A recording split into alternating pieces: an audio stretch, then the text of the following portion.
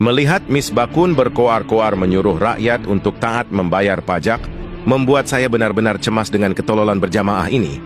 Masalahnya hampir semua anggota DPR tidak paham apa fungsi dan tugasnya. Mereka tidak tahu untuk apa DPR ada dalam sebuah negara.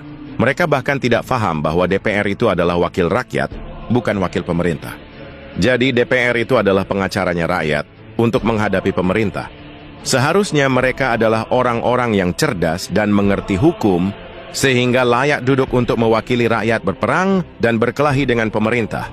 Tapi alih-alih jadi pengacara handal dan tangguh, dia malah menjilat pantat penguasa, alias setali tiga uang berkoalisi. Itulah sebabnya menurut saya, semua anggota DPR dipecat saja, karena tidak ada yang berguna. DPR cukup diisi Hotman Paris saja. Nanti Anda akan lihat seperti apa seharusnya representatif, alias pengacara rakyat itu. Coba Anda tanya Hotman Paris, bagaimana seharusnya sikap seorang pembela atau pengacara terhadap bosnya? Dia akan menjawab, sesalah apapun bosnya, dia tetap akan bertarung untuknya sampai mati. Itulah namanya pembela alias representatif rakyat. Apakah ketika bosnya dituduh mengemplang pajak, misalnya 10 triliun, apakah Hotman Paris akan menunjuk kepada bosnya itu, "Hei bos, bayar pajakmu 10 triliun? Tidak.